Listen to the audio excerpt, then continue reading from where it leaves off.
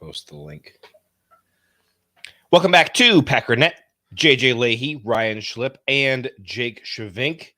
Jake, you're wearing a snazzy t-shirt there. You got the NFL Draft 2025. Ooh, I'm excited for that. Let's go. Oh, really? You want to? Together? We'd love Yeah. to. All right. Let's do it. I love that we got like a rerun on Twitter today of all the same questions about could Green Bay infrastructure support a draft? What? As though we didn't just do this 2 more months ago. times. We're gonna have 17 more times before the draft, at least. It's funny he thought that was an original thought. Like, serious question, guys. Like, I don't know if you thought about this, but like, dude, that was like 3 months straight of that question. Shut up. It's like people assume that Roger Goodell woke up one day and, oh gosh, I gotta schedule a freaking draft. I don't even care anymore. Just who hasn't had in a while? Have we done Green Bay recently? Sure, give it to Green Bay. Right. I'm gonna take out my bow and arrow and I'm gonna shoot it at this giant board, and then we'll see where it lands, wherever it's closest.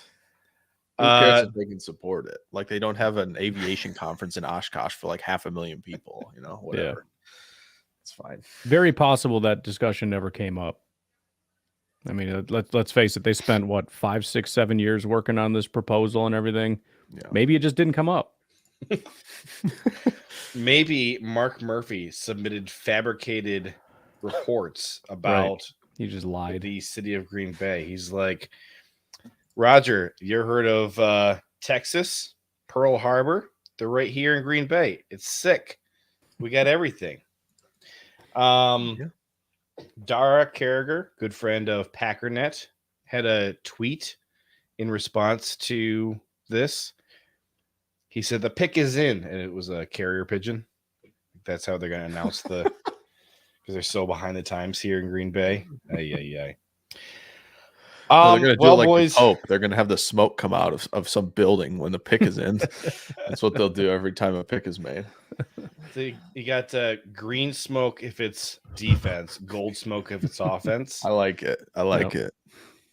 Perfect. Boys, the Packers are 1-0 in the month of November. Yes. Year of our Lord 2023. So I think the tank is officially off. We declared the tank on Wednesday when we did our Rasul Douglas live stream. Seems the tank is back off.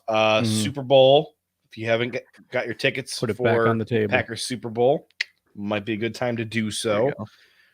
I think betting odds are pretty favorable right now. Might be able to get 10,000 to 1 or something for the Packers to win. So nice healthy return on your investment. I just want to know what it's going to cost us to get Rasul back since we're making a run here.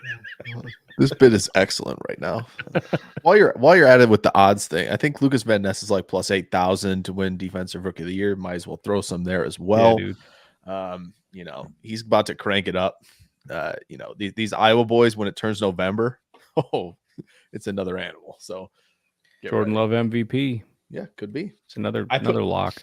I put like 10 cents on Andre Josevich back right after the draft to be the Defensive Rookie of the Year. Like I said, I think it was like 10 cents. And then if it hits, I was going to get like $10,000. And like week 1 of the preseason, he caught like, I don't know, 60-yard bomb for a touchdown, and everybody just started talking him up a storm. And then he even like played a little bit in week 1 or something of the regular season this year. And I was like, oh baby, retirement plan set for life. I'm just choosing not to check in on how that's going because I need some positives in my life. Pretty sure you got a touchdown though, so. Well, that might do it. I know CJ Stroud had like 500 yards and 5 touchdowns last week, but Andre Josevich might. It's a passing era, okay? QBs do this, okay? Is it impressive? We got 2 viewers in the house. First of all, we got Packers superfan Mike saying let's go, and Brian Maffey, good friend of mine, checking out the stream. Nice to have you, Brian. So I also know Brian. but JJ really wanted to claim him Well, as the you best guys buddy. both So- write for Rise and Draft. Well, I don't think anybody writes for it anymore. They just kind of run the database, but It's a sick database. it is. I love It's it. really good. Hey, Tyler Dershel made it. He said he There we wasn't go. going to, and he's here. Made it to the There we barn go. burner. He said. Tyler's a filthy liar. Tyler, for your sin of lying, you are required to make a Oh, super wow. chat Oh, here donut we of go. at least Here we go. 69 cents. Wow. Okay, There it is. 5 All right. minutes in. Ryan, let's talk this over. Are the problems all solved with the Packers? Are they going to go kick the crap out of the Steelers this coming week?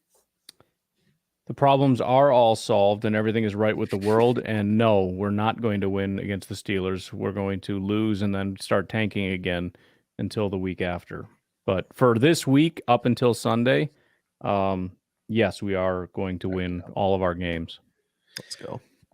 We got a stat from Warren Sharp. Average yards gained on opening drives. The very first and best team, 65.1 yards average. Philadelphia Eagles. As soon as I saw this tweet, and it's, he's a, what do you call it? An X-Blue, X-Premium subscriber on Twitter /X, Schwitter. So he can, do the 7,000 character tweets. I expanded it, and I didn't even start looking for the Packers. I immediately scrolled down to the bottom because I just knew they were going to be right at the bottom. And they were third from the bottom, What? 18.5 yards per opening drive on the season. Right below them, 14.5 Pittsburgh Steelers. Oh, yes. They having a lot of Pittsburgh followers now because I got some buddies that I met at the Senior Bowl a few years ago, and they have their own, Pittsburgh show and stuff. Just the amount of stuff that they get every week about Matt Canada and how bad the offense is run out there. I'm just like, man, they've dealt with this a couple of years. This is what it feels like, huh? After the, going through 8 weeks of Packer football, but they have their own struggles on offense for sure. It definitely, some of it comes down to play calling. Some of it definitely comes down to quarterback play.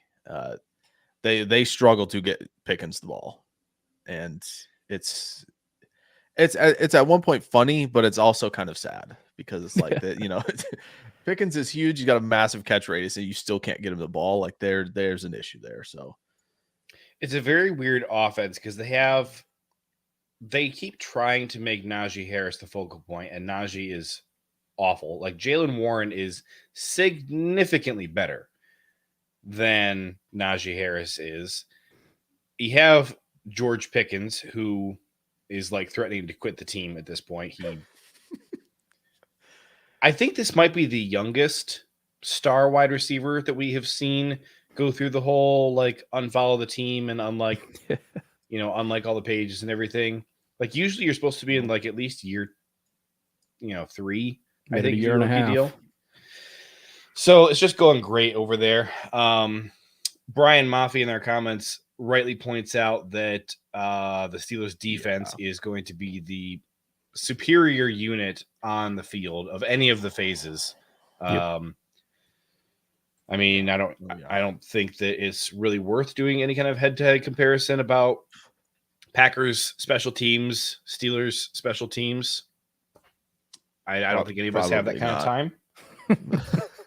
We have time, just nobody skirt on gives a over to crap. PFF, and probably figure it out. I'm sure Pittsburgh's is okay, and Green Bay's is not okay, and Nailed it. we roll on right there. So, and that has been your Packernet analysis of the special teams. Probably okay, and we're okay, and we're not Thank you. okay. Thanks, Pasaccia. And that's it. Thank you, Tyler Dershel, by the way, for coming through with the super chat. We got $1.99. The Princess Bride said it best, as you wish. That's fantastic. I couldn't believe that by you the didn't way. just like interrupt yourself when you were kind of going on, just seeing that right there. So I can't believe you you didn't stop and go, oh yes, he's hustled $1.99 in There we 5 go. minutes of the show. That's a record yeah, right there. that is for sure. I like to quit while I'm ahead. Matt Ramage says this is expert. He calls this experts analyst. So that's what we are, the three of us. Honestly, that's probably He's an experts writer. Dude, we need to get Matt on Perfect. here. Matt, do you want to join our live stream? Love You want to have be you an on here. experts analyst? Yeah.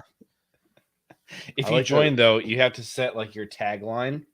So it lets you put your name and then your like tagline. Yeah. It's got to be experts. You analyst. you Otherwise, definitely can't has to put join. that there. Yeah, for sure. Give us the state of the experts, Matt.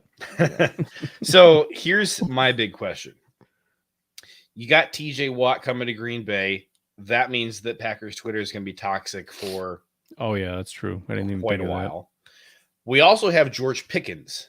It's going to be that. Yeah. an interesting day where I am going to be praying very hard that Christian Watson balls out and has just the best day yet of his career, and that George Pickens gets what he had like 2 weeks ago, or maybe it was just last week, where he had like 2 targets and minus 2 yards, something like that.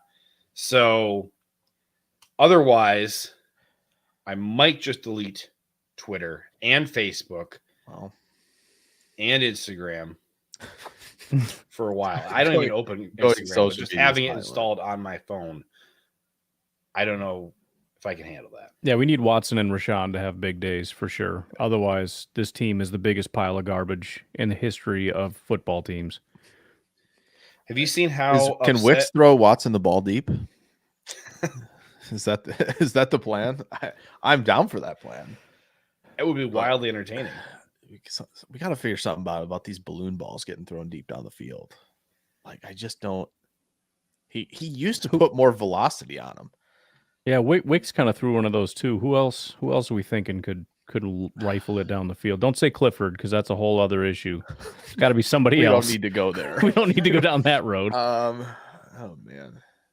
Who else? Brian says, I'm over here jinxing Watson. No, I'm not, because Watson No. was already going to do that. What we are doing is speaking into existence the proving JJ wrong curse. That's Yeah, I was true. gonna throw out That's a that good big point. jinx and saying like if you want to boost stuff like to over under 25.5 yards for Watson, just keep boosting it way down because you're probably gonna win money. And no, this will definitely not come back to bite me in 6 days or 7 days. So you don't have to worry about it. That's what we're doing. We're just gonna Watson's not gonna have a big day, Pickens will, and either we're right or we're happy, right? That's true. There's only two outcomes there. I have started doing that. I have started betting on some teams that I it's hate great. to do really well. Yeah, because for sure. Yes. And I also, and it's been a thing for a little while, I bet a little bit of money against the Packers most weeks because if I lose my bet and therefore my money, I don't care because I got the win, or I got to see, the Niners choke. Got to see that a couple weeks in a row. That was nice. I always think of that as, are you willing to pay $10 for the Packers to win the football game? And my answer is yes. I would pay $10 for the Packers to win. I love it. I might do that for the rest of my life. I could just set up Yeah. Automatic billing for that. Hey, DraftKings, just deduct $10 directly from my paycheck. $10, Packers against the spread or Packers money line. I'll let you know. Depending on the week. You got But Social it's going to be 10. Security, you got insurance, and then DraftKings right underneath that on your check. Yeah. Love it. If you're a Christian, you got your tithe comes out, and right below that, Tithing for Packers tithe. Yeah. Ryan, I'm gonna let you take this question here from Strength of Record because this is up your alley. This is you. Oh yeah, I'll read it. Did anyone catch PFF Steve talking about the Bears and if they should play Fields the rest of the year? They were debating if it's better for his trade value to sit or play, which I love that is a debated topic because it's, first of all, it's assumed we got to trade him because we're getting a new quarterback. I mean, that's just a done deal.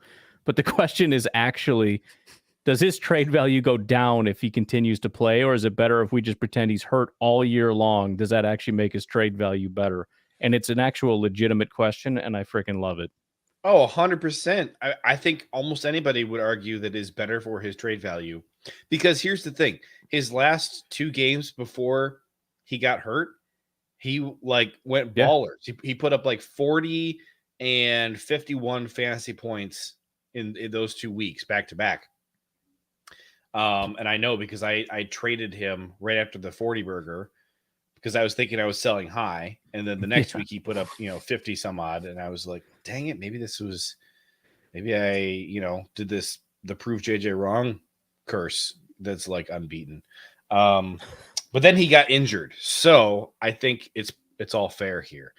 And I showed you, Ryan, Jake, NFL mock draft database.com, one of my favorite websites.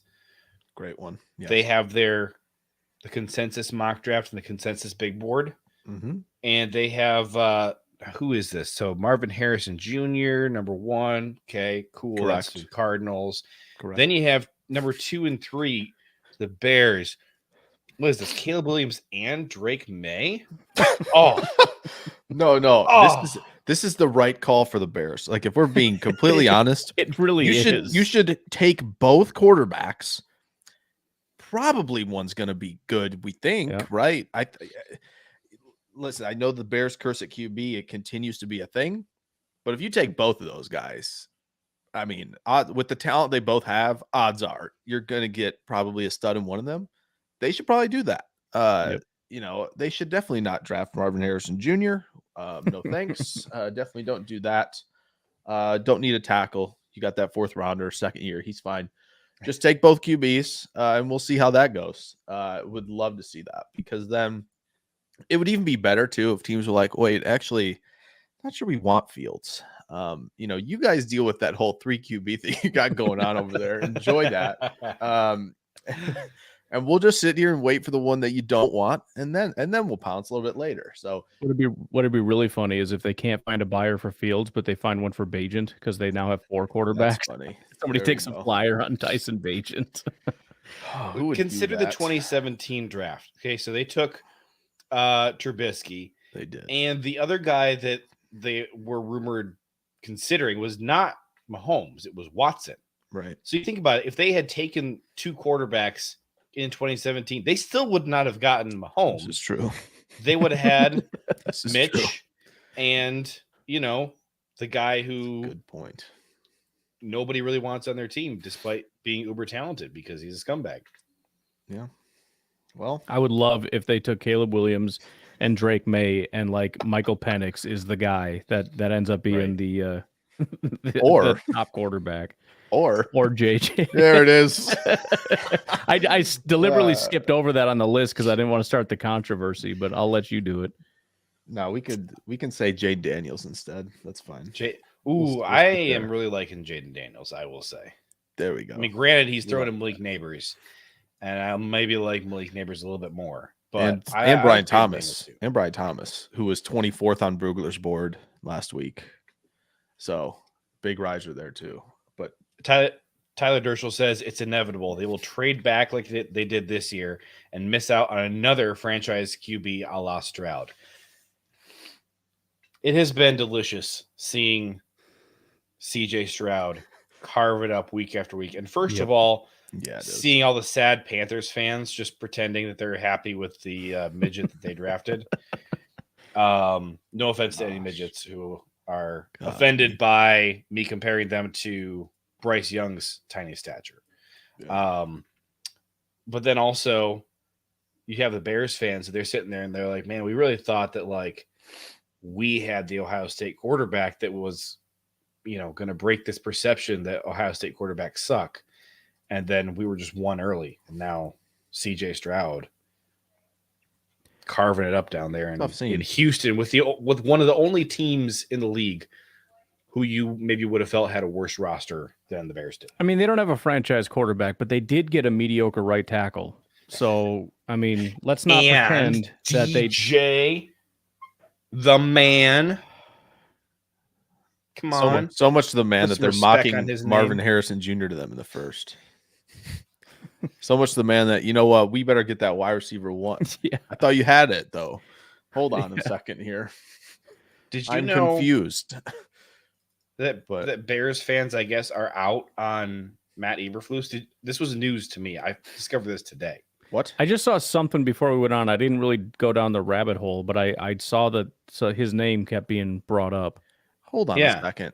If that's the case, why have you just traded for a defensive end that perfectly fits what he's trying to do? and extend him for 4 years. Like if you're out, No, it's the Bears fans. It's not. no, the I know. Bears So then they leadership. shouldn't be in on this trade then. So let's go Chai Bears on Twitter. Good friend of the show. Good friend of the show. Yeah, good dude. Put a poll up. What can Eberflus do to change your mind on him? And this was like maybe the 5th or 6th anti-Eberflus tweet that I had seen today. And I kind of thought the first couple were like some sort of inside joke. And then I realized like this is for real. And the poll results were not good. First of all, 19.9% said he would need to win the Super Bowl for them to change their mind on him. 23.7% said he would need to make the playoffs. Don't think that's happening. No. 44.4% said nothing. It's over. So I was a little, I'm sitting here going, is this like an inside joke? Are they like trying to pull one over on Packer fans? So I replied and I said, what did I miss? When did the fan base turn on Flus? And the comments, the replies to that were like very emphatic that they are done. Just shows how disconnected I have become with. I mean, I used to be so locked in with Bears Twitter and everything that was going on, but with our own problems over here and Fields is done, it's like I haven't been paying attention. It's like, wait, how did we get here? I don't like. I guess there's a disconnect there where I don't understand what could possibly lead you to be like, I'm done with this coach. Like, what is it with your team where you're like, man, this team would be good if we just had a better coach? I don't understand that. I feel like Bears Purgatory said, bro, we've been out on him since he was hired. I mean, fair enough. So if you didn't like the hiring. You idiot, you thought we liked him? Come on. Remember all that? The Flus is loose? That was, we were just, we were just messing around. Always hilarious when everybody's in on it and then suddenly everybody's like, nobody liked him. It's like, okay, I guess we'll play that stupid game. Guess we're playing the receipt game. Yeah, right. We got them. The receipt their game personnel's is funny. like not like, I mean, their personnel's not good, and they have churned out some decent performances actually on defense, which is kind of shocking. I mean, their team is performing better now, and they have like what a D2 rookie quarterback playing right now. It's like I don't know what it is you want.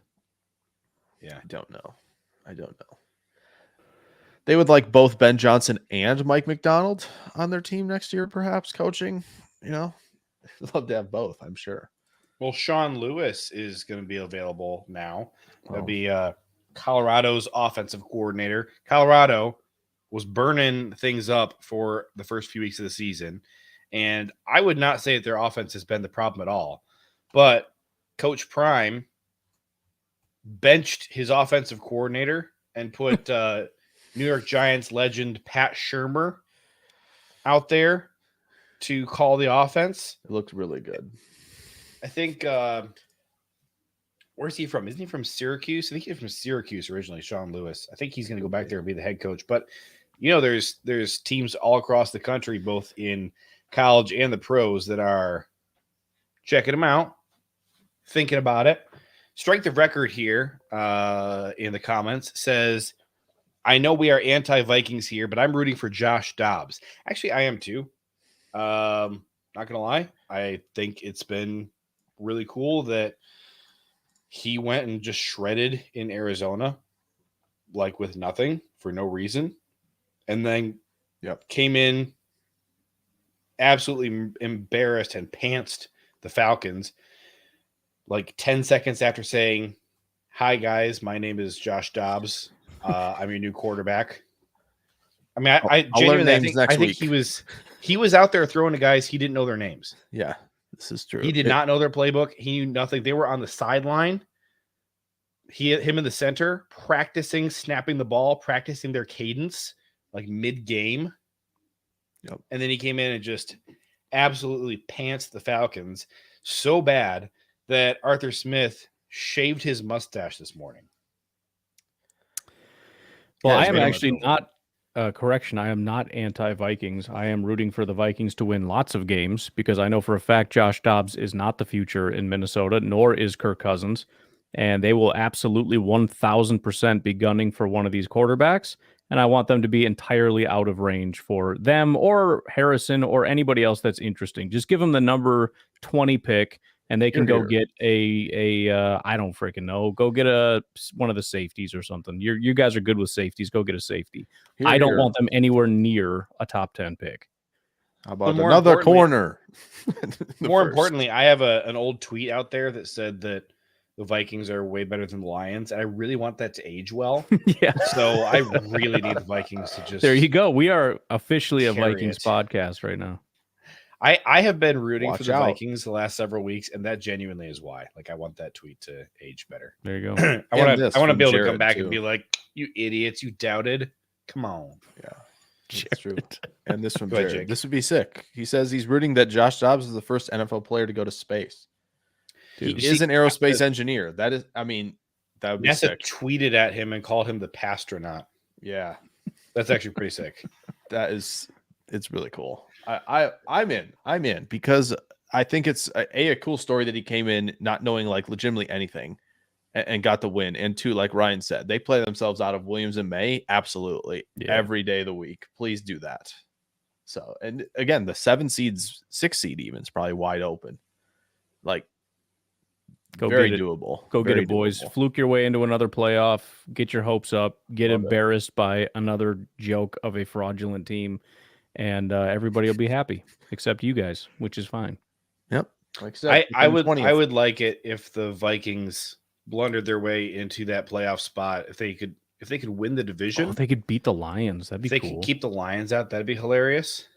Because that really is best case scenario for all of us. Because we want the Lions to stay down, and we want the Vikings to stay fake good. Like that is exactly where I want the Vikings to live for the rest of my life. Is like fake good. Like they never get a really great draft pick, make the playoffs like 35% of the time.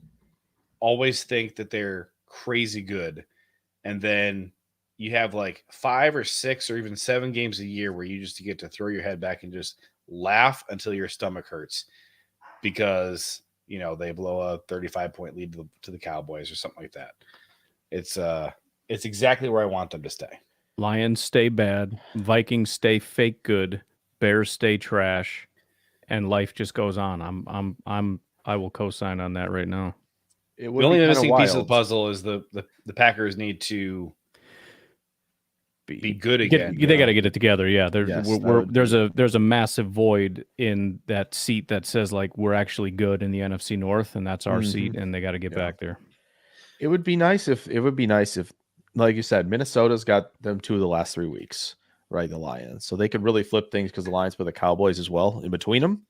So there's 3 games where they could flip the thing. However, the Lions play Green Bay at home, the Bears twice, the Chargers, and the Broncos. I don't think there are enough losses. You're looking at 4-4 there. I don't think there are enough losses in the column here for them to get maybe the division, but definitely not missing the postseason. The NFC is just not good enough to catch up with that kind of schedule, unfortunately. As is usually the answer, the Packers just have to play better. That's what it comes down to. You got to run the table. Yeah, Packers have to figure it out, be better because we have the guys. I mean, it's still even today. I can look at this roster and say it's not a matter of we don't have enough pieces. It's the guys that we have who are good football players or have been in the past need to play better. That's where we're at. Especially when you factor in, like Jake just said, look at our schedule and the fact that almost every single team we face is just asking to lose, with the exception of like the Chiefs and 1 or 2 other games. Everybody else is just like, we kind of suck, and if you're mediocre, you got a pretty good shot. So at the very least, if we could just be like pretty good, that's playoffs all day. Yeah, I mean, there's a lot of games on the schedule still that Green Bay are just like, okay, you show up, you execute, you can beat this team. Chargers at home. Does anyone believe in them? Right. With just like they're either cursed or, who knows what else? I mean, the coaching's not very good either, but then the Giants with Tommy DeVito probably playing QB the rest of the season. That's tough. reeling 4 losses in a row Buccaneers team. Yeah. Think you can beat them at home? Yeah. Keep Panthers the on the completion road? percentage above 60, keep the penalties below 10, and we Yeah. got it. Yeah, Panthers So on the let's- road, Chicago, right? I mean, there's wins to be had out here, like genuinely, if you can flip a switch and just execute. So And, let's and play by this the way, game the here. tank, really quick, the tank. What's really awesome is Green Bay won. They needed to win against Brett Rippon for one, and they only moved from 6 to 7 in the draft Right. order by winning. By winning, Glorious. like unreal, like the tank, but like they moved one spot. Right. It's honestly a decent little scenario there, but I think they have a schedule that, you know, a lot of people started to at the beginning, like in August and right before the season, were like, okay, like Green Bay, yes, they lost Rodgers, fine, but like they thought the roster was good enough to go out there and execute if Love played well enough that they could go win 9-10 games. And like that's, I know, probably something really silly that we're even discussing because we just beat the Brett Rippon Rams, but like, I mean, it's like there are like wins out there. I'm not saying they're going to beat the Chiefs. It's not going to happen unless they have just a lights out defensive performance somehow. And every Chiefs receiver drops every pass, I mean, which with the isn't way they've far been off playing, from. that's- Yeah, that's not far off from reality, I guess. Yeah. But if Taylor But the Swift Chiefs shows up, suddenly it's have a over. top 5 defense too, though. So Yes, they you do. got They that do to have a figure really out. good defense. So that's the struggle. But there are 5-6 games left on there that are winnable. So let's play this game. Okay. Scrabble. You can draft Cranium. Categories. I love the that player on the Packers right now that you most need to play at their potential. All right, so this is Okay. play at the best level you've ever seen them, to where, you know, let's say that there was a 3-game streak at one point where you saw this guy and you're like in that moment thinking, hey, if he stays this, all right, so who's your guy? You can only So- pick one on offense or defense, not one of each. So like so you're saying they have to play to their potential to help things go like. Yeah, but a potential that they have demonstrated. And the reason Okay. that I'm specifying it like that is because I don't want you to just go for the easy answer of, well, you know, if Jordan Love just plays like Patrick Mahomes. Okay. Oh, see, no, you gotta say the highest level you've seen him play I had a far more for- sinister answer than that. for a full 1 to 2 That would not games. qualify. Far more. And what is sinister our answer. is our goal? Like we're trying to maximize the team. Is that what Yeah. we're doing? Is Yeah, that what you yeah, mean? this- Like pick this one is- guy. player. Okay. You're trying to come up with the best record you can for the rest of the 2023 season. Which one player? Because they're all underperforming. Mike Hebring says Dallin freaking Levitt. Perfect. Let's go. Love you, Special Mike. You're- teams ace. Let's go. right now, it's looking like Mike or Tyler might be winning Derailer of the Week. We'll see. Yeah, they're trying. I keep Jared's forgetting that's trying even with a this thing. last It's one like people too. are prying. Jared with this last one. Imagine we sneak in and did it all over again. Easy. We have just beat the Brett Rippon Rams. Hold on a second. Never Right, mind I'd that like to- in I'd like to Never mind that defeat in Kenny Pickett 2010, first. we never Yes, lost a game by Tyler. more than 4 Amen. points. Yeah, this is Tyler, we will get to Sean Ryan So shortly. let's- But first, Oh, we've Strike only the lost record by says Rasul 14 Douglas. twice. So, Oh, Rasul man. Douglas plays at his absolute max capacity. by the way, Tyler took my sinister answer. That was definitely what I was going to Oh. say. For sure. Tyler. It's like, man, if he can play like we think he might be able to play like he did at UCLA, like who boy. Oh, line interior problems. What are those? we might not have any anymore. All right, Ryan, I'm putting you on the spot. You got to answer first. Well, I'm trying not to say Jordan Love, but I still feel like that's the best answer because consistency is kind of the biggest issue. But it's like if we can just bottle up him at his best and just extrapolate that over 4 quarters, I mean, that's going to benefit the team absolutely the most. Right. If we're saying like you have to pick them at their best over a 4-quarter period, then maybe like Christian Watson would make the most sense. But at the same time, if every pass is going to be thrown 3 seconds late, he ain't going to catch it anyway. So who gives a crap if he's wide open all over the field? So I'm just going to say Jordan Love, because him at his best for 4 quarters is absolutely going to move the needle the most. Jake, who you got? Yeah. I'm trying to, I think that's like, I don't think like Aaron Jones playing up to his, I feel like he's going to, like, I don't think like that's something we have to worry about. Aaron Jones showing up every week. That seems, it seems like he should be able to do that. Love feels like the offensive answer. I think defensively it's Jair. It has to be.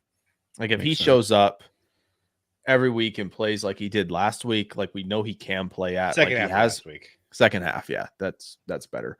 Second half of last week, what we saw as a rookie, what we saw, maybe a little bit less so in his second year, but enough of that player shows up and says, okay, Rasul's gone.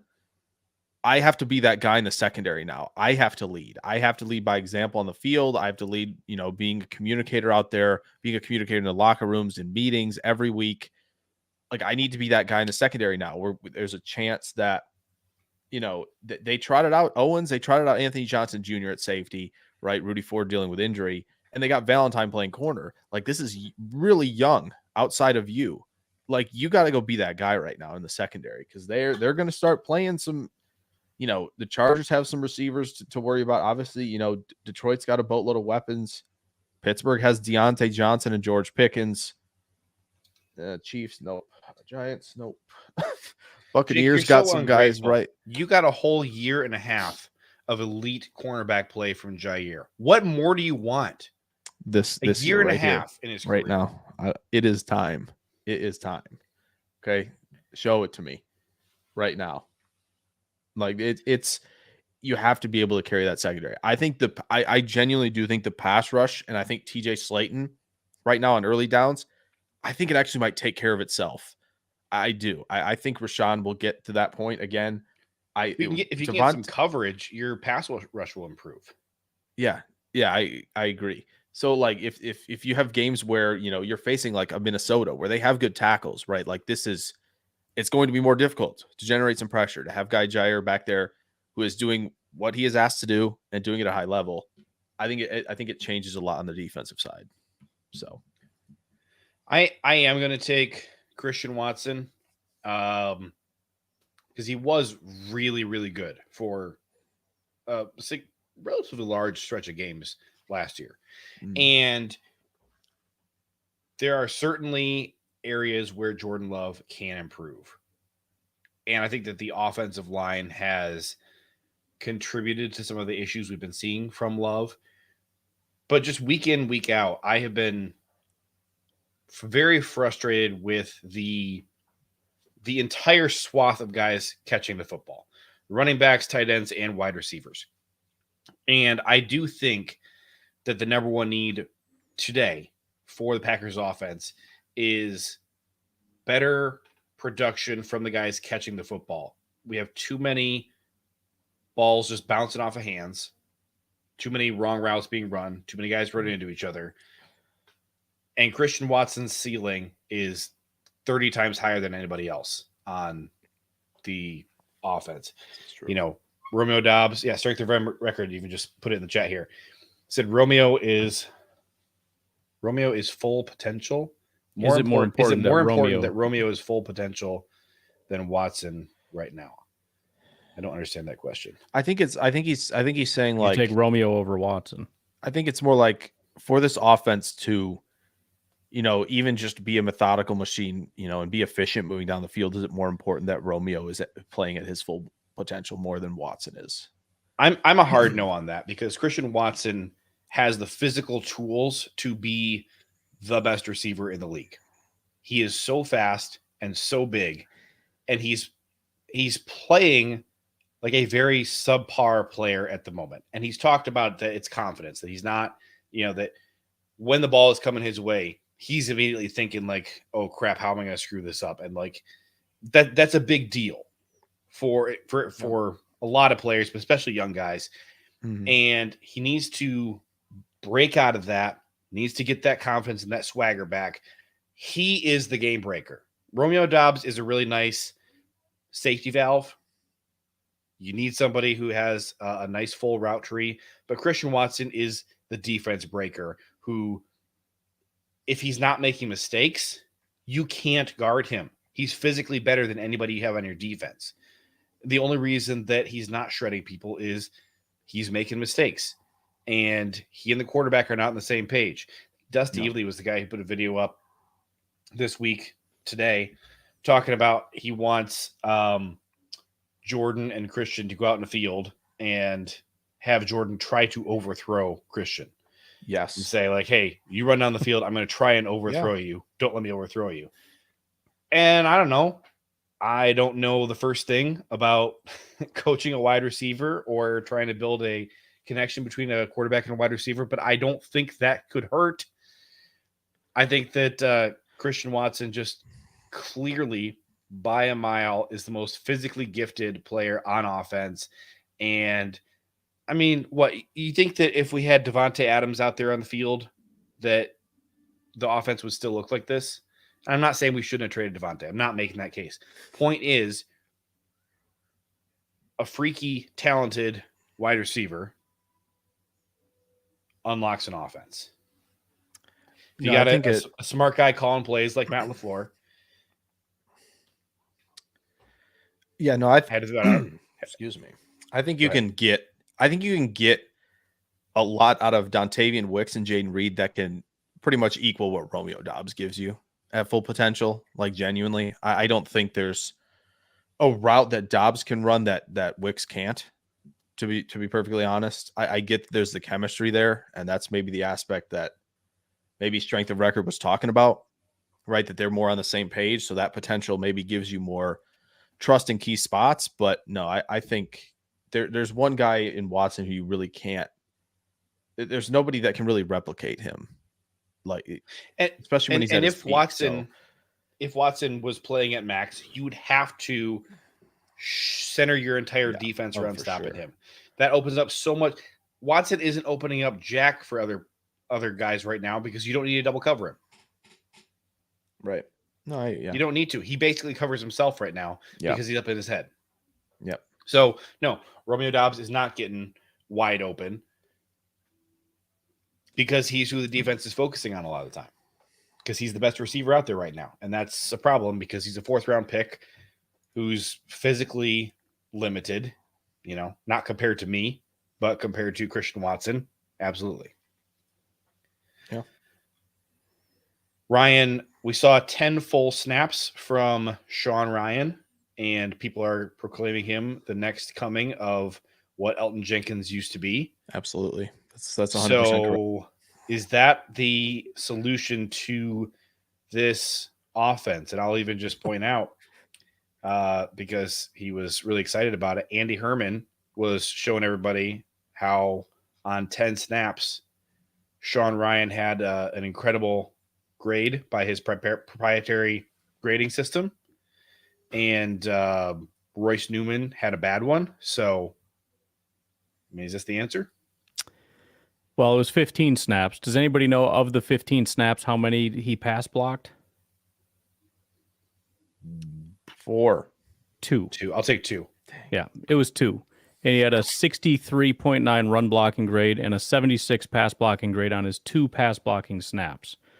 So I was a little surprised that everybody was freaking out about Sean Ryan and they got all these breakdown. I mean, I don't really care. I think John Runyon, it's funny to me because, like, Josh Myers is getting all the hate, and it's like, I feel like John Runyon owes this guy a car because nobody's paying attention to John Runyon and how bad he's playing right now because everybody's so focused on Josh Myers for some reason. I think the parade for Sean Ryan is a little stupid, but can he go in and play for? I don't give a crap. I mean, John Runyon hasn't really proved anything right now. So if you want to put Sean Ryan in at right guard, I mean, I guess give it a shot. But again, it was 15 snaps, 2 pass blocking snaps. I don't know that we really learned a ton. But hey, if he can be a subpar pass blocker and a mediocre run blocker, I think he's still ahead of John Runyon marginally right now, who had a 29 pass blocking grade this past week. Wendell Ferreira tweeted today that the starting offensive line should be Yosh Nijman at left tackle, Sean Ryan at left guard, Elton Jenkins at center, John Runyon at right guard, Zach Tom at right tackle. So I tried to get in a conversation with him about it, and he was not interested in responding. But I did the math on pass blocking snaps and pressures allowed because I was just curious because Zach Tom, I believe, does lead the team in most pressures allowed. But here we go. Pressure rate. So the worst offensive lineman by pressure rate. You have Royce Newman at over 7.5% of his pass blocking snaps give up a pressure. The best was David Bakhtiari, 0 pressures on the year in the 8 snaps he played. Josh Myers actually had, of non-David Bakhtiari offensive linemen, had the best pressure rate, just 3.21%. And I don't understand. I guess I don't understand why nobody is interested in stats about the offensive line. Because you cannot make a statistical case that Josh Myers is one of the worst offensive linemen on this Packers team. I don't think you can make any kind of case aside from cherry-picked film analysis. Doesn't cherry-picked film analysis mean a lot, though? I mean, there's a couple clips out there of apparently Josh Myers it means blocking everything. nobody. I know that there's at least 2 snaps this year where he blocked nobody because there's videos of it. I got my next video idea. 1 hour of Josh Myers snaps. We're going, baby. This is gonna be excellent. It would be great, I think, but here's the let other me just tell you right now, nobody wants to watch it because if you're gonna go out and show all of his snaps and show that some of them aren't him just blocking nothing, nobody wants to see that crap, man. Nobody wants to see him succeeding and doing things competently. Well, and that's the other thing you said. John Runyon should thank Myers. I think he should thank Myers for the Packers picking him over Humphrey because I think that's obviously the biggest piece of the conversation right now too. Right. So there you go. What's there to say? What's there to say with that right there? If we want to cover up, I don't know why this is what we want to cover up Runyon right now. Right. And we're making again, the pressure rate, it's obviously better than Jenkins right now. It's better than Tom right now, which is kind of shocking. But I do think Tom have to acknowledge that there needs to be an adjustment, right? I mean, tackles give up the most pressures, then guards, and centers. Right. So I don't know what the general rate is. If anything, that shows how amazing David Bakhtiari is. But even still, I mean, Josh Myers is not, compare him to other centers, he's not doing a bad job right now. No. So I don't know that, and the Zach Tom to center thing. I'm ready to just be completely done with this freaking conversation. I'm so absolutely over it. I don't know why. It's like everyone's excited because oh, Zach Tom, we got a right tackle, everything's great. But what if we didn't have a right tackle, right? What if we just didn't? And what if we used him to replace a guy that's not doing a bad job, and we just made him go away forever? So now we don't have a right tackle. We put Zach Tom at center. Maybe he sucks. Maybe he's even as good as Myers. Who knows? I don't know, but we put him there. Then we put Sean Ryan, who's done nothing except be horrible, aside from this little bit here. We'll let him take Elton Jenkins' spot because that makes sense. And then we'll put Elton Jenkins on the right side because he said he didn't want to play on the right. He was better on the left. So we'll put him on the right side. And then we'll put Rasheed Walker at left tackle because I don't know why, because we feel like it, I guess, or Yash or whoever. I don't know. They're basically interchangeable at this point. And I feel like that's what we could do. It would be the worst of all possible scenarios. And why not? Because we just feel like we need to change things all the time. It's been like this since before the season started. We wanted there to be this controversy, who's going to play center? It's it's Josh Myers. Yeah, but they're really thinking about putting Tom there, and they might even put Runyon there. And it's no, it's just, there's no competition. This isn't a controversy. I don't know why you're trying to make this a thing. It's not a thing. When we traded Aaron Rodgers and when we traded Devontae Adams, I'm trying to think what's another really unpopular move that the Packers front office made when they signed Sammy Watkins. King over Watt. The 3 worst things that Goody ever did, according to Packer fans, was those pale in comparison to the reaction that I saw from fans on social media when Goody came out last week and said that he thought that Josh Myers was playing good football. I couldn't believe the number of people who I previously thought were very level-headed, calm individuals. One of my friends tweeted, like, I've been a big Gutekunst defender for a lot of years. Lot of this that. is the final straw. Like, Right. it's time to fire him into the sun. How dare you? I stood by Who cares the if Rodgers, BFF the gave him a 71 Devontae, pass block? all the bad picks that he's made, and I can deal with that. But saying one of your players is actually doing a decent job, I'm done. I'm not doing this. Either you get out there and crucify the guys that somebody told me with 2 clips was bad, or you should be fired. It's like, I wonder why the Packers, coaching staff and front office feel the need to tell the fans that they think Josh Myers is doing a good job. I wonder why. Yeah. Maybe it's because you're frothing at the mouth every Right. week about how much you hate the guy Right. and how some dude on Twitter who used to play for an NFL team and then used to play for an XFL team and then got cut from the XFL team, he told you that Josh Myers ain't that good. Well, it's funny because he's an expert, but the actual GM, he doesn't know. He doesn't know what he's looking at. He doesn't know, what the players are doing, his ability to evaluate his own freaking team while he has meetings with all the coaches and his own personal talent evaluators. They're a bunch of idiots. But this guy over here who watched 7 clips and broke it down and will actively tell you, I don't know what the call was, but I kind of think this, that, or the other. That guy is the authority. And this entire organization that actually watches everything and understands what calls were made, they don't know what they're talking about. How in the world does that make sense to you? Let us not forget, by the way, that the guy you're dunking on signed you. Right. Off a what an idiot. Trash heap. Well, let me tell you what. Brian Gutekunst don't know ball. I know. He signed me, and I'm the worst there ever was. Oh, and by the way, he was only let go because of his personality. It wasn't because he was a bad player. It was because Matt LaFleur didn't like him, so he ended up getting cut as a result. So that's why that happened. Remember when he had this multi-week meme going while he was still on the team? Because he got to go out there and kneel down for the win. And then he's talking about hey, my knee is going to go in the Hall of Fame. And we're all like, ha, ha, ha, that's funny. You got a great sense of humor. And now I'm starting to wonder if he was actually being serious. It is a little odd for a guy that made a giant joke out of how irrelevant he was to now sit back and talk about how great he was and that he shouldn't have been cut and that it was just a personality clash. I'm not sure how that lines up, but fair enough. Was that the He case must have in run out of Atlanta that too? money. Huh? Was that the case in Atlanta too? Not a personality fit either? So Probably. he did, I will say, while he was in Green Bay, he did like to talk about how much Atlanta fans sucked.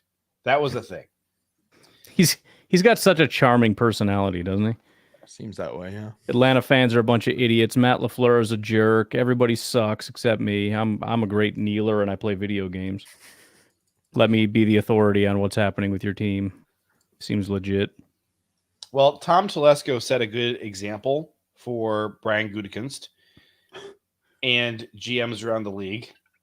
This is via Dolph Kleiman. Chargers GM Tom Telesco apologized to the team for signing cornerback J.C. Jackson. Telesco signed Jackson to an $85.5 million contract in free agency last year, but Jackson struggled with poor play and injuries. Eventually, the Chargers traded him back to the Patriots earlier this season for a late-round swap. Telesco called the signing a swing and a miss and apologized to the other defensive backs on the team. So this got me thinking, what apologies do some other GMs around the league need to make? And I did have one that I just want to put out there. And unfortunately, we'll never get this because the late, great Ted Thompson is no longer with us. Rest in peace. But I think he did owe his players an apology for signing Martellus Bennett. I mean, that was a heinous crime. But anything that you guys think GMs need to apologize for? If J.C. Jackson warrants an apology, who else warrants an apology? Can we take the low-hanging fruit and say that the Browns GM should probably apologize for the absolute disastrous catastrophe from a PR and talent evaluation standpoint of going out and paying all the money for a quarterback that sucks, and also is involved in things that aren't super popular. Should It doesn't get much worse than that. Should probably Yeah. drag the other owners and GMs who were also interested in doing that. Right. That would be Atlanta and New Orleans at the very True. least. Both of them for sure were also interested there. Cleveland truly out-stupided even themselves. I mean, here the fact of the matter is, like, we have been dogging for 34 years now, the Herschel Walker trade in 1989, and the Deshaun Watson trade was worse. The Browns gave up more capital than the Vikings gave up for Herschel Walker. Yeah. Yeah, it's true. And like Herschel Walker could at least still play football.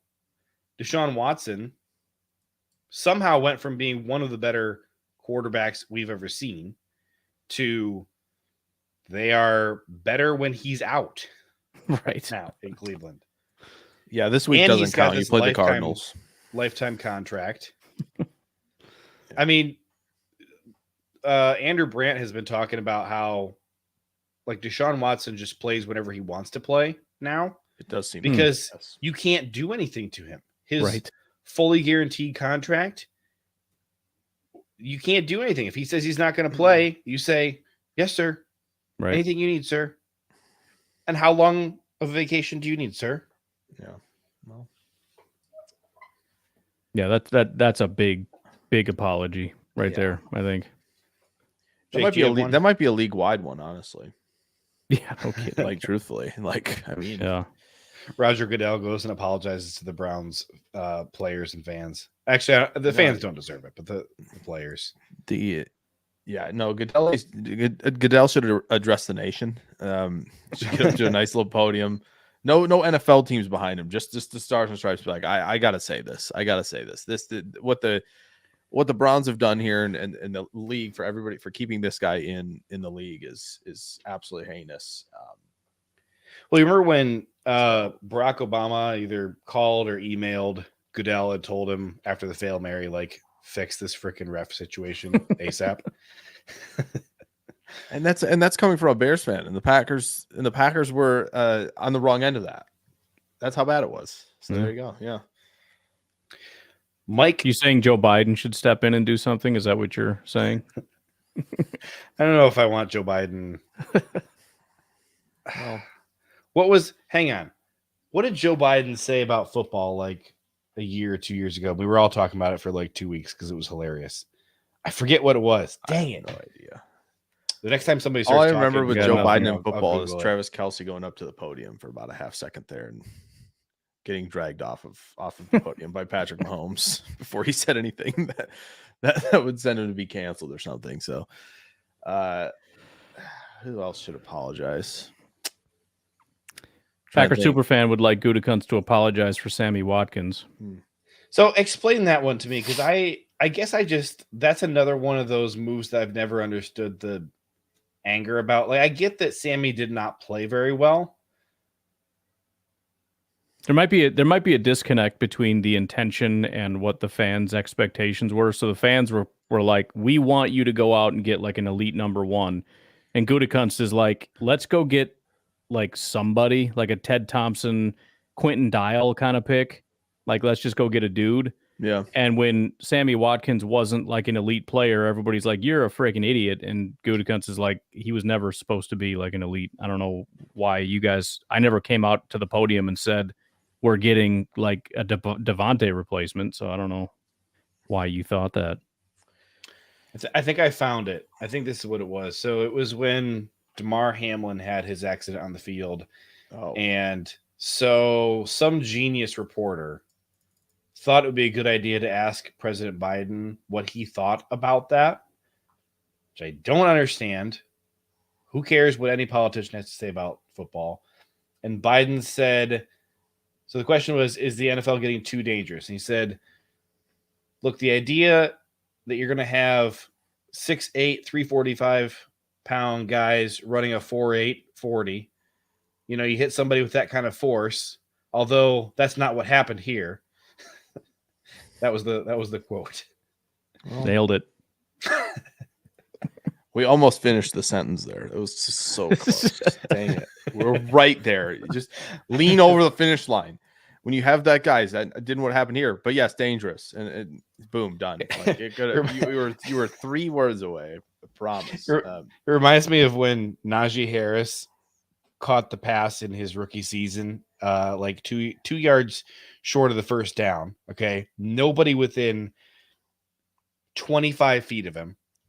And then he just starts dancing back and forward and then like lunges, but doesn't lunge forward and just like lunges in place and just falls down without getting the first down. And like Steelers fans share that around sometimes. And you can see the comments are all full of like, this was the play when I realized Najee sucked. And like, he's never been good since then. This was the play when Najee Harris, we found out he was actually Trent Richardson. He juked nobody and then fell down without getting the line for the first down. Right. He caught, I mean, all he had to do was just fall forward. And instead he like jumps back, lunges forward, but with his feet not planted, and just that's it. Yeah. Well, where were we at here? Oh, Watkins. We're talking about Watkins, right? We he were talking about responded to your Sean question. Ryan. Yeah, that's right. We derailed ourselves here. This is so like Travis, this completely off topic question. It's not really anymore. It really isn't. But yeah, we are are topicless. So go ahead. Jahmyr Gibbs this week in fantasy if Montgomery comes back. I had the opportunity in like the 4th round to draft Jahmyr Gibbs in my league, and I passed on him, and I've never regretted it. So no. Nope. Yeah, I couldn't tell you anything that isn't involved with my specific fantasy football team, and I probably couldn't tell you much about that either. So I'm useless in this department. I got Travis Kelce, and I don't lose. That's all I can tell you. Yes, I will be playing Gibbs in every league I have him in this week. I'm not scared. He's 2nd in targets per game among running backs this season. I'm going to share a video here. Okay. Do it. We have to discuss this. All right. That's Friday. It's so the first half was draft talk, and then we got into other stuff, and it's like, you guys don't ever talk about the draft. I don't know what the problem is. Brian, we are going to talk a little bit of draft in a little bit here. Okay, so around 10 o'clock. Caption. All right. Have you seen this clip here? Yeah. Do you see this ref? And he's whoa. I don't know what he's Excuse doing me? here. Excuse me. Somebody needs to narrate this for the buddy. What are the you? audio only. Just drift. Whoa. This was What- like What is this this? was So like first- Lucas Van Ness's dad when he was picked. Yeah. If So- you guys remember that. Except like, that wasn't a dude. Yeah, well that's true. But this one might be more awkward. Like you did it. So You went there twice. Yeah. buddy. Yeah. You went there twice. Here's the first one. We're about to see the first one. I'm not. There's We one. should pin that Okay, comment from that's Chris. I'm not going to one. read it out loud, but That's one. so then for the audio only crowd, what we're There's two. witnessing here, the ref is like giving a side hug. Well, no, he gives a full on hug hug. to Kevin Byard. Mhm. Then he shifts down to a side hug and starts like patting his lower back, and his hand keeps going down lower and lower until it's firmly on the man's rear. He keeps patting and squeezing And then multiple goes- times. then goes back to the rear a Yep. second time. I And have like to the know second what they time were was so talking much about. more awkward because it I'm like so slides down real casual and just kind of sits there. I am And then gives him a extremely couple pats. uncomfortable right now. I I'm have uncomfortable. to know what they were This is talking the about. one. This right, is just- uncomfortable. yep. That's That so that felt uncomfortable. that one right Get there outta felt like here. I want to just like sneak one more little feel in That's there. just so I'm uncomfortable. I don't like this at all. What are you doing, buddy? We man, Joe Biden's going to come back up as another Another conversation topic. No. Brian Maffey says Oh, no. the ref is just shooting his shot. Well, it's Boz possible. said this is the world's worst pickpocket attempt. Yeah, that's pretty funny. That's pretty funny. Hey, Byard buddy. got a good deal, yeah, from the Titans. So Got a good deal I got for it. No, the real tush push is right there, folks. That's it. That's the real one. That was the cheek sneak. Oh, no. Oh, no. Jake, Oh, are you no. gonna tweet that that's the real tush push? Because if you're not, No, I'm not. I'm not definitely tweeting Jared says, that. "Is that I'm the not gonna- brotherly shove?" Oh, Yes, we brought it back. oh man.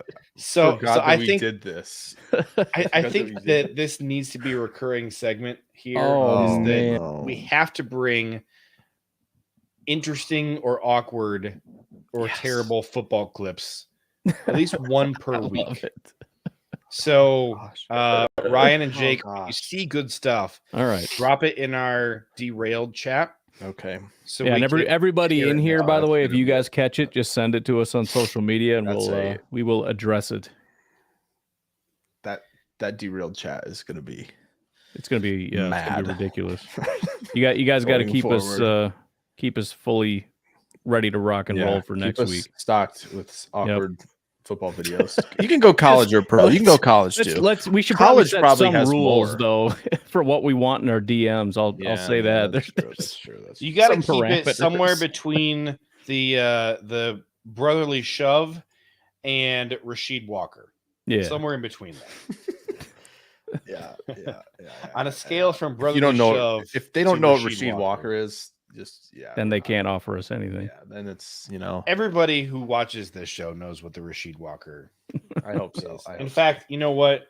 Talk No, about the brotherly show. It's time. We so. gotta. No, we don't. We're gonna. And I know. This feels close to terms of service here. This is I know for a we're fact. getting, This We're is Ryan this is is going to close. be off YouTube in 30 seconds. this is Ryan is 100,000% going to put this on screen because he loves this video. okay. It's the Rashid Walker baby. I love the reaction too. When he gets up here, watch when he gets up, he's like, he puts his hands. He's like, "What? What just happened here? What has gone on?" He just lost his soul and is trying to regain as much manhood as he possibly can, but Also, I'm his pretty life is sure over after that. Jared said this is This offensive. ref at the bottom definitely offensive saw it offsides. too.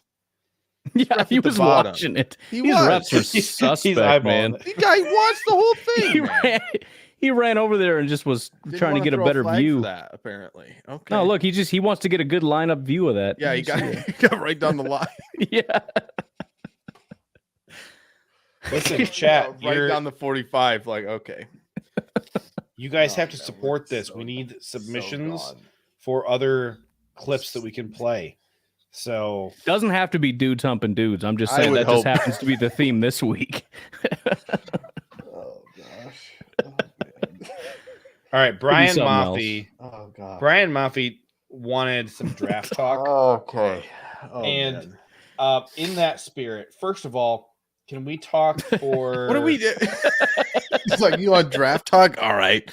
This is when Walker. That was missed it. draft What did you talk do? for a Yeah, while, I just missed so it. we're clear. I missed Yeah, it. that What did you was- do?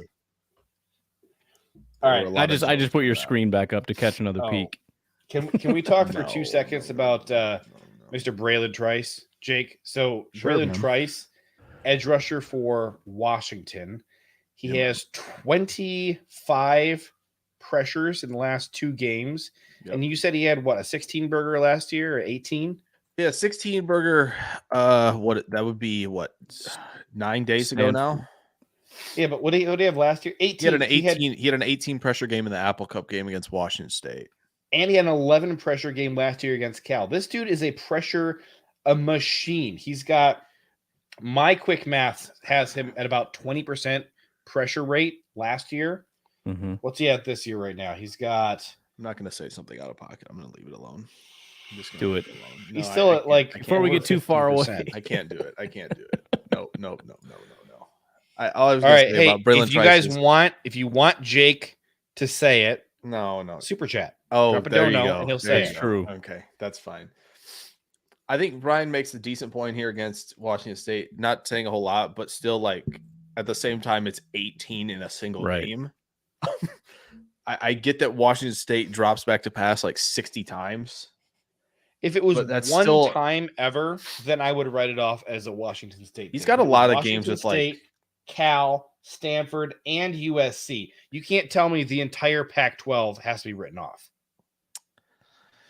Well, and, Those and teams- even with the drop back argument, like you can see like how many pressure attempts he had, and it's through the roof. It was Right. 53 pressure attempts, but that's still a 34% pressure rate. So it's still through the roof with 18 yeah. pressures. we often talk about like, oh, watching edge rushers or defensive linemen is such a struggle because you're just waiting for them to make, the few plays that they make per game.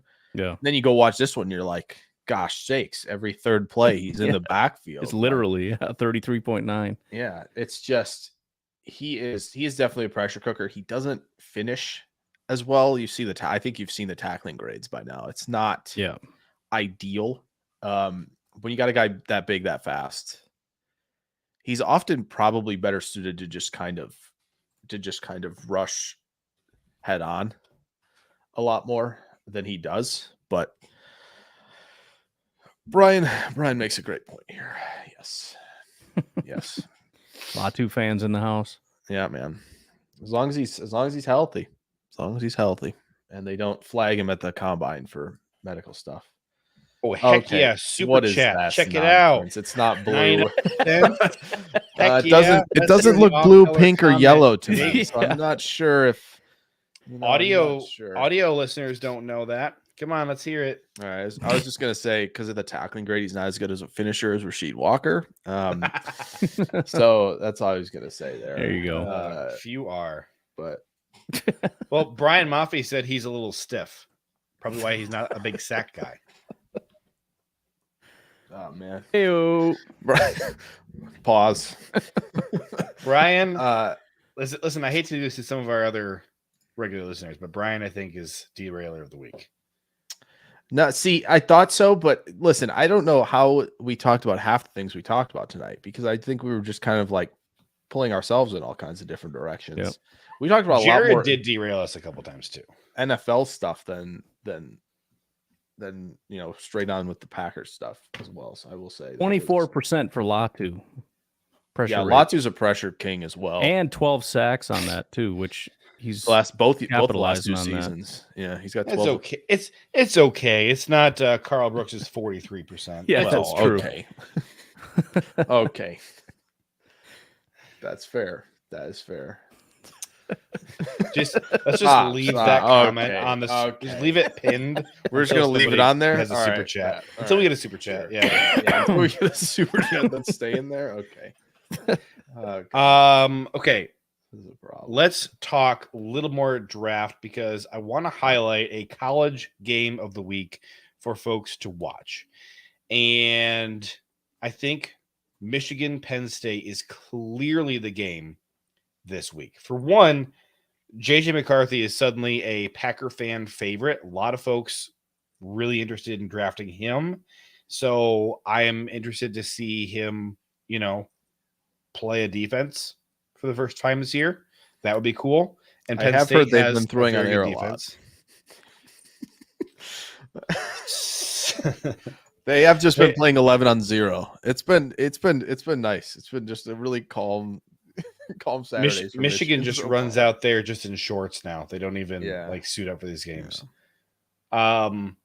But the Nittany Lions have a bunch of guys as well. And I think for one, I'm looking forward to a return of Chop Robinson, defensive end, who we have had our eyes on for a hot minute. They also have Adisa Isaac. Yes. And man, this defense is fun to watch.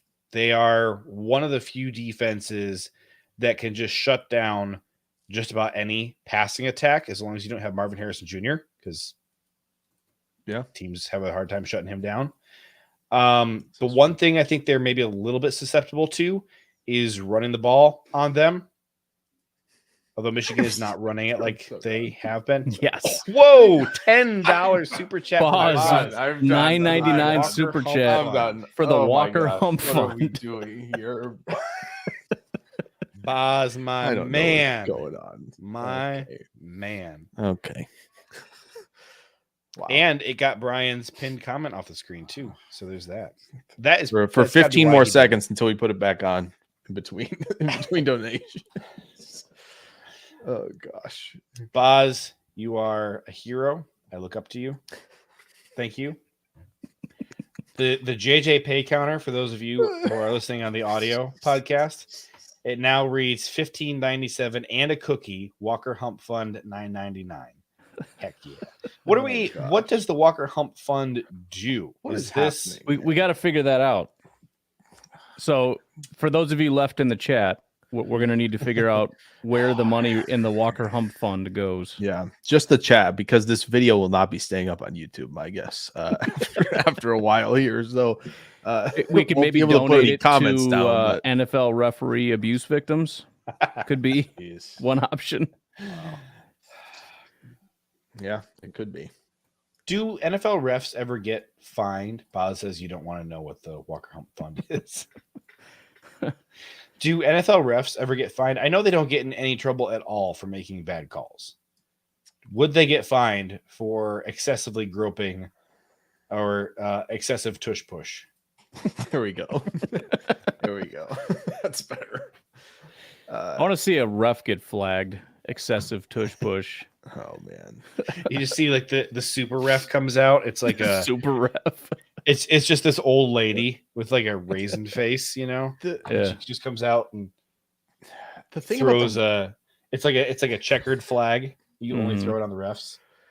the problem is you have most of the guys on like the big networks when the games are going on, like let's throw it to Dean Blandino, who will undoubtedly back the refs no matter what they have called on the field. Oh, no kidding. That's so And then- obnoxious. But then the one, thank goodness, thank you, Terry McCulley, for just being like, hey, like Collinsworth will just go to him once, be like, hey, Terry, this wasn't called. This looks like pass interference. No, and he goes, yes, it is, Chris, and that's it. Like he doesn't mess around in the booth. He's not pontificating around like most of these guys go. He'll just be like, yeah, Chris, that's a penalty. They should have called that. Like it's as simple as it goes. Like McCulley is clearly not bound by the union of these refs right now, and he's just like telling like it is on Sunday night. That's really the redeeming quality right now of like the broadcast coverage is McCulley every week going, yeah, that's a mistake, big time.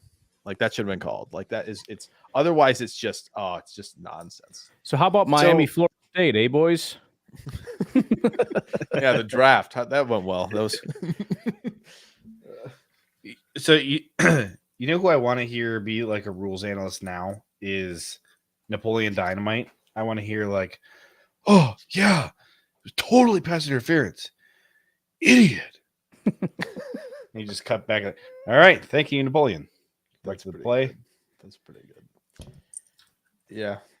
Brian's just throwing nuggets out there now. the rest of the Oklahoma way. State has a number of Just offensive don't even trying have keep it to- on track. We don't even have to talk about it. Brian will just throw a few nuggets there here and there. We'll just take your Brian breathes the draft 24/7. The reason Brian's Brian's saying the number that of conversations I've tried to have with him that are like non-football, and I'm just trying to like have a normal conversation, and he's like, yeah, well, there's this guy, but he doesn't really meet the Packers benchmarks. He's not really their type, but he's a good football player. Yep. That's it right there. Okay, JJ, you didn't get to hear this. This is a great time to bring this up. You didn't get to hear this, but Ryan and I near the end last week before after we stopped recording, we were like, all right, if we could ask Goody anything like draft related, what would we ask him? Oh yeah. And we just really went all the way in on this. We were like, Oh okay, man, this is a great topic. oh, it's so good. I wish I remember everything we said. We were basically I was- saying we need to get credentials for Packernet so that we can get in there, and then we just got to figure out that one question because we're going to get kicked out immediately after. Yeah. But we got to figure out the perfect question. Yeah, I think one of them was definitely like, so Goody, just traded Rasul Douglas. Obviously, it's tough. Obviously, so what do you think of Cooper DeJean? Pretty good player, huh? Out of Iowa. You got your eyes on him for the draft already. You clearly have a corner need now. Just wondering if that's somebody you caught your eye That'd be yet. funny. And then That's better than how do you live with Marquez Right. Valdez-Scantling? I remember my Just keep favorite pulling one it back to the draft. My favorite one I said was, so Goody, just I'm going to go down this list of offensive linemen. Okay. Stop me when you hear somebody you don't know because they're probably a good run blocker. Yeah. So, like, it's one of the, it's like, yeah, it'd be like, who's Taliesin Fuaga? I'm like, well, this is a good run blocker, Goody. You should probably find some of those. And oh man. I really would love to do that. Like, Goody, you ever thought of going with an offensive lineman? Goody, you ever thought about going a tackle like above 310? Or is like just that not allowed? Okay, thanks. Appreciate it. I just Goody, Just if you everything. saw a wide receiver under 5'11", would you just punch him in the face? His answer would be like, I actually don't see wide receivers under 5'11". I don't see them at all. They're too. I can't a find what? them. I Are you- can't find them out there. You mean a running back? The What are you best talking one, the best one would be like, all right, so Goody, why'd you take Jaden Reed over Josh Downs? Be like, who? Josh Downs. Like, I've never heard of that person. Who are you talking about? It's like everybody under 187-ish pounds at receiver is just dead to him. He has no No, clue I got who they one. are. I got one. Okay. Goody. This year, when it comes to the third round, just spin a wheel, and whoever it lands on, that's who you draft. Goody, when it's a third round, would you consider walking out of the room and letting the janitor pick? Hey, Goody, third round's up. Would you consider picking like a good player? Something you might want to just a thought. Like, could you consider just taking like a good one in the third? Like, Brian, Goody, what QB are you interested in? Because see here, you liked Jordan Love. You're a big fan of Deshaun Kaiser, and you like Drew Lock. I just want to make sure I rank this guy really low. Just tell me who you like. This draft. Just rip through them real quick. Yeah, just one all at once, just because I just have too many. I got to go all at once time, Goody. This is a 5-parter, and just go down the list. That'd be so good. this is gonna seem kind of way out of left field, but okay. Can you this year in the third round just not for both picks, just not Stop. for both picks of them. When it comes to you, just go, nah, that's all right. I'm gonna the Packers are now on the clock. Goody walks the stage, puts the mic, pass, and just walked out. Says, I'll see you. I can't do this anymore. Can't do this. Out to lunch. Yeah. Maybe you could start by just reading off every third round pick in the Ted Thompson, Brian Gutekunst era. And by like the seventh guy, he's going to be like, okay, I get what you're saying. Like, no. I don't think you do. I don't think you fully appreciate where this is going. It's like you list the entire swath of them. And then it's like Dwight in the volleyball game when he's like, how many people have to get injured? 1, 2, 3. Dwight, no, can I finish?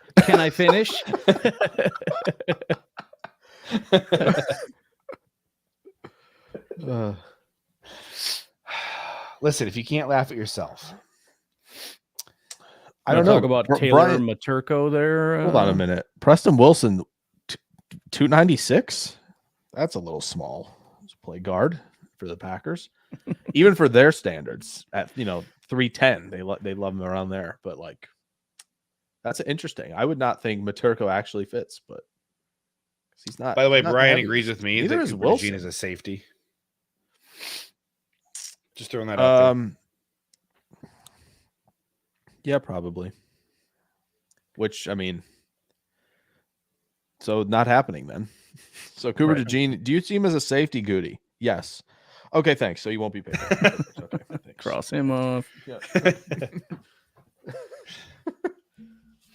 So, what is one position that Goody absolutely will not draft this year? Wide receiver. We're going to be picking at 3. Oh, man. And we Harrison's came up with going to be there. And I promise you, that ain't going to be the pick. It's not happening, people. It isn't. No. It will not happen if that happens. No way. It'll be not- Kool-Aid McKinstry. He's not gonna balk at the chance to draft subpar run blocker Olu Fashanu. There's just no chance. A tackle who's really good in pass pro and That's struggles as a run blocker, that's just right up his alley. He'd That's take him just- at 1. Yeah, he would. Yeah. He would. He I absolutely really liked Fashanu until that Ohio State game, and then JT Tuimoloau just put him on his butt in all of the biggest moments. And in that instance, I just saw Fashanu in green and gold, and I saw Jordan Love laying on the ground. I can't. I'm out on Fashanu. I know that's drastic, but No, I think Genuinely, PTSD. based on all I've seen right now, I'll spoil the big board some more. Joe Alt looks like tackle 1. And I did not come into the season with that take. He didn't look as clean as everyone else. Boy, it looks as good as it can right now for him. But we'll see. I got the Clemson tape today, so we'll see if that sounds, if that stays the same. But he has just looked as good as it can be. I don't I think there are Mike Wall other- talks about body positioning at contact, where guys will be upright. The best guys are good knee benders who generate some good leverage at contact. Like Joe Alt's 6'8", and he looks better than everybody else doing so. Like he knee bends it's so good. It's so clean right now. I think There's your there draft talk of the week. are other tackles in the country who are better than Joe Alt, but not in this draft. I'll just say that. I mean, Joe Alt is freaky good. Yeah, he looks great. He really does. All right, so here's my question, Jake.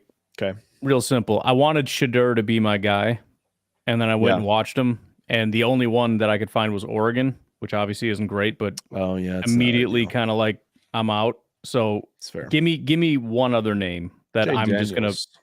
That's Jay the guy. Daniels. It doesn't I have to be a think so. quarterback. I think Just- so. Just I'm gonna friggin' this guy is awesome.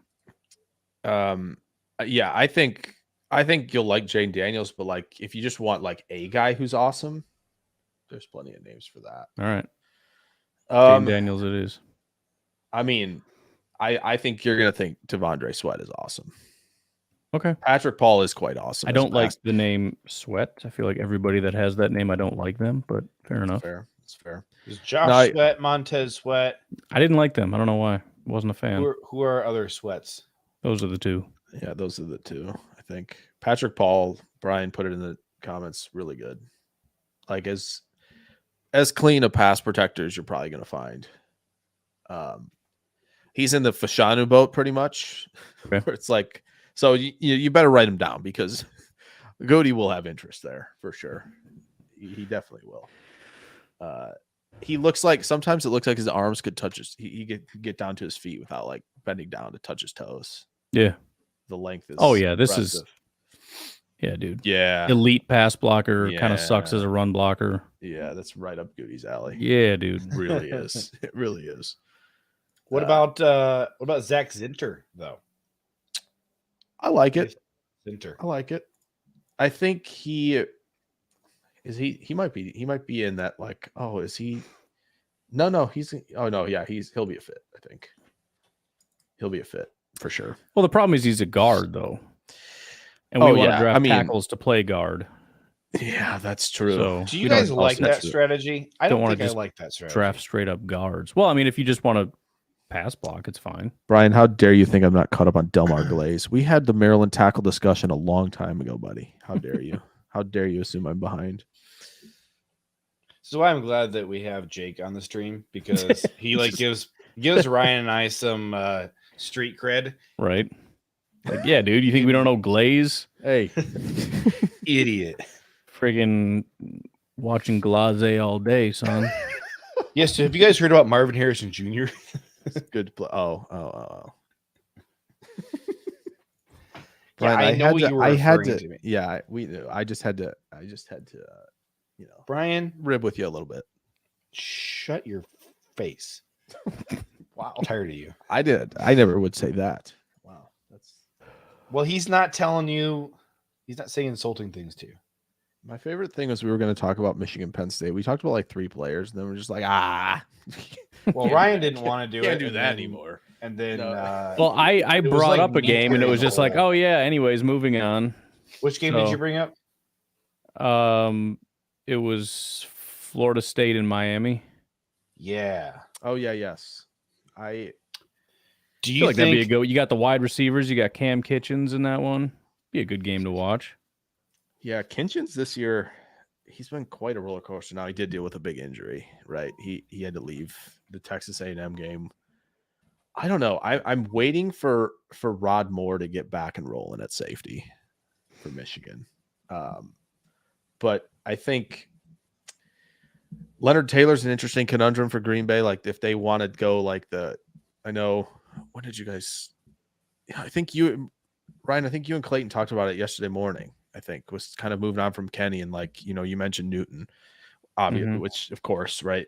But Leonard Taylor's right up there as well as a pass rushing defensive tackle. If they want to, basically just say, okay, yeah, we'll have Carl Brooks be a rotational guy, right? He's still a day 3 pick coming from the MAC. As much as we like him, and we'll get Wyatt and Taylor to potentially flank TJ Slayton when they got 5 down linemen. But Kinchins in the first. I don't know if I'm there anymore. I think I was there. Now I think I'm just on the Rod Moore train at Michigan. I really am. Like last year's film was chef's kiss at safety. Dude just looks like he knows where he needs to be all the time. Seems to be a Packers staple too. Like guys that were good the year prior and end up falling a little bit as a result. Yeah, it's kind of their jam. Taylor's going to need time. That was a Packers 23 thing. Brian said Taylor's going to need time. There you go, Packers player right there. They love those guys, especially early. Yep, give him time. It's true. I know he's like a super late round prospect right now. But Mike Sanders still at Michigan. I mean, if we had I think he's a slot corner on the team, Mike is pretty darn good. Converted wide receiver, played slot corner for 3 years at Michigan now, I think. I would be very interested. The one thing is the Packers kind of hate having slot corners on the roster, but just saying. The thing is, right? He's like 5'9" and a quarter and 184 pounds. Does Goody know who he is? That's he's a slot corner. Right. Goody does not want a slot. Right. The only slot corner he's ever heard of is Jair Alexander. Right. And they put him on the boundary. Right. Yeah. So does he know he exists? That will be the question mark. But he has played well. I agree. I think he's honestly played himself into the mid rounds. Can he play special teams? Maybe they'll sneak him on the team. He'd be a returner or something, or a gunner. It's a great question. With his size, I'm a little bit skeptical. And then you could accidentally end up as a slot corner, but that's not why we brought you here. Just kind of sneak your way out there on the field. I mean, that's how we got our current slot corner right now. That's true. Brought him over here to be a special teamer, and it's like, oh, you want to actually play slot? He's made a heck of a point there. Guess we got to find somebody. Next year, we're going to have Mike Sanders still playing special teams. And Phil Parker is going to say, "Hey, Matt, let's try him at slot corner where he played in college, and just don't tell Goody." He only worries about drafting. He doesn't stick his nose into the coaching decisions unless you are repeatedly throwing to what's his name, Patrick Taylor. Patrick Taylor? Well, yeah, Patrick Taylor on 4th down. Then he cuts Patrick Taylor, so you can't do that anymore. Well, I guess that's fair. That's fair. That's the guy's name, Brian, Patrick Taylor. Brian was waving by. Thanks for stopping by, Brian. By the way, Brian, we love you. Even though I told you to shut up, I still love you. Yeah. Well, Ryan, we could talk about Keon Coleman, but you said the Packers probably not drafting a receiver, and I kind of agree with you. Love you too, Brian. Even though they might need an X at the position. I did just want to have the conversation, though. I think we should. What good, consensus first round wide receivers has Goody actually skipped? There was DK Metcalf. There was T. Higgins, who they were never, ever going to touch because he was an obvious skip with his horrific athleticism. And then there was George Pickens. But Pittman was not like in that same realm necessarily. And I want to see where his consensus was at the time of drafting. I want to say it might have been where he was picked. Michael, maybe no, he wasn't picked 41st. He was picked 34th. Never mind. He was probably projected at pick 40, and he went at 41, and he went 34th. So yeah, and I think 41 was an indie pick, right? Was that Taylor 41st? So what people have actually been frustrated with is that he doesn't like trade up for first round wide receivers. I don't think he would pass on Marvin Harrison Jr. or Rome Odunze or pick your favorite wide receiver who's Malik Neighbors. an early, or Mecca Ibuka and Malik Neighbors. I think those Yeah, 4 guys, Keon if they're Coleman. there, You definitely got to throw Keon Coleman in the mix for sure. Like you definitely forgot do. Coleman. Yeah. Yeah. I think it's those 5 though. Like, But let's say we are right picking now. at 4 and Marvin Harrison Jr. is available. I don't think he's passing on him there. I don't think that's actually the pattern we've seen. What we've seen is he did pass on Jackson Smith and Jigba. Yeah. But everybody else, it's just been that he didn't trade up for him. Yeah. Yeah. I mean, as much as I love JSN, thought the fit was great. It was kind of like a little smaller. Like he wasn't super small, but short armed guy, his agility times are really good, but like it just felt like he was just not at the level of Olave Wilson. So I think it was probably more. The problem is Addison was 171 pounds, so it's not even worth going there either. And I think people had their question marks with Johnston by the end of the process. So yeah, I agree. He hasn't really passed on that many. I just think the problem is if you're picking 4th and it's between Harrison Jr. and like Joe Alt, even if Fashawn was already gone, left tackle right now, it doesn't look good. And he might believe in the fact that like, okay, Watson's there and they've got some, the young guys in Wicks and Dobbs, like, and Reed, who they clearly really like because they drafted a little bit smaller player, that he would lean like Joe Alt in that situation. It's hard for me to, I just think he's going to prioritize the trenches. He has very much so done that in the last few years.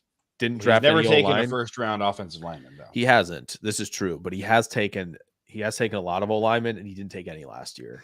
And I think we're seeing kind of maybe a little bit of the effects of that, and just kind of like hoping the young guys would kind of develop in case of an injury. And it was also a terrible O-line class last year. I mean, awful. It hasn't been good so far. Once you got past the top, like 3 guys or whatever, 2 guys. I mean, Dewan's playing pretty well in one of the fastest of the game. At least PFF thinks so. But yeah, I mean, don't tell Ryan that they haven't played well, and it's not an easy position to play. And clearly, I mean, but anyway, I just think I feel like he's going to lean tackle over receiver, especially that high. Ryan, next year, Zach Tom to left tackle, and then you try and plug right tackle with something. Your thoughts? Well, next year. I mean, we got to see who is new. If the answer is nobody, then we're not moving anybody because it is what it is. If we draft a left tackle, which would be ideal, then we just put him in at left tackle, which would be fine. If you draft somebody that is specifically only a right tackle, then maybe you could try Zach Tom at left tackle, I guess. But we don't have a left tackle though. Like this year, the left tackle was David Bakhtiari. Well, I'm saying it. That's why I'm saying if we draft a left tackle, you'd put him in at left tackle. I think if the plan was Zach Tom should be the left tackle, he'd be the left tackle right now, and he's not. So if we don't do anything next year, it's going to be Rasheed Walker probably as our left tackle. Yeah, I mean, J.C. Latham, right tackle. The problem is the Packers don't go big. They haven't yet. Doesn't mean they won't. Maybe the philosophy changes, but they traditionally have not. Right, Latham, Mims, Fuaga, bigger guys at right who have played a lot of right tackle. They go that route. I agree. I think then Tom just slides on over. Obviously, having played left tackle plenty at Wake Forest and a little bit last year, right? Otherwise, I do think he probably is just going to stick on the right side. I think there are a lot of true left tackles in this class that have played over there either like 100% of their career or the majority of, and that rolls down to like tackle 8, 9, 10 in the class right now. So, yeah, if they buck their trend at tackle and go like, oh yes, this is J.C. Latham, he's played over there the entire time. Right, we like what he provides as a pass protector on the right side. That's where we're going to leave him, and then it's like, okay, well then Tom's moving over. But if they go their traditional route of like, okay, well this, a Joe Alt, or let's even go further down, Patrick Paul. Let's go further down, Jordan Morgan, Troy Fautanu from Washington. Like Pac-12 is a good place to start watching some of the tackles. Like then it's just okay. We're sticking with Tom in the right. He's grown accustomed to playing there, and he's done a pretty good job.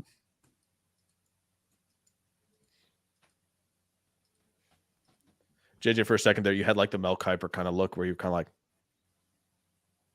you had that and you were nodding with that face. And I was like, oh, I thought you were going to let a rant loose. And it was going to be really good there. No, never. I was thinking. So Goody, would you consider drafting a right tackle who can run block? Goody just laughs at the question. Do you know who I am? Do you know? Have you seen? He probably would not answer that question. No. All these questions that we made up in our heads to ask him, he would not answer them.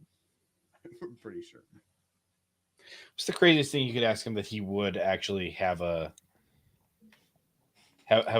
actual answer and conversation with you about it? I don't know craziest, but I would love to just ask him like, so when you're scouting, what's the philosophy besides on O-line, besides like having tackle experience? I would just like to know if there's anything else like behind how they've drafted that position. If there are like, we like guys who are lighter and versatility and athleticism. There you go. Right. So if he would like answer, okay, yeah, we tend to like the lighter guys. We've always, preferred like Ryan said, athleticism, especially pass protection. And then I would say, well, was that mostly because of how Aaron often liked to play? Or is that how you see it no matter what quarterback you bring in or start? That's a good question. Like would Jordan change any philosophy to you if LaFleur came to you and said, we like Jordan, but we want to lean more on the running game? Would you change anything regarding how you've evaluated centers, guards, or tackles?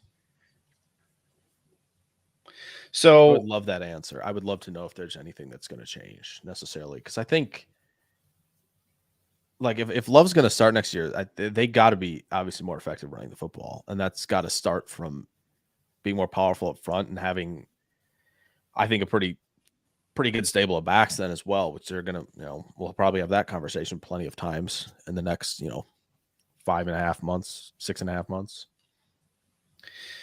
The other conversation that we probably will get to next week, unless we're celebrating Victory Monday again, is we're probably going to, assuming we lose to the Steelers, continue our conversation from last week, which was which coaches would you bring back? Last week we did defense and decided to bring back none coaches. But it's Victory Monday this week, so we're not doing that. Everybody's job is safe this week. So the next time the Packers lose, we will get back to who would you bring back. We will take it over to offense and probably get around to some other interesting positions as well. But I think that's going to do it for us today.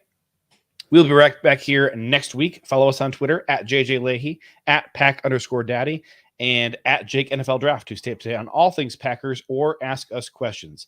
Thank you, everybody who submitted super chats and everybody who hung out with us and just had fun laughing. Drew says the next time the Packers lose is going to be next year. There you go, brother. Wait, next year as in January? No, after the Super Don't Bowl. say that. Don't say that. Oh, okay. All right. Sorry. Past Just made a great experience just thing came up in my painful. head immediately. All right. Peace out and go Pack go.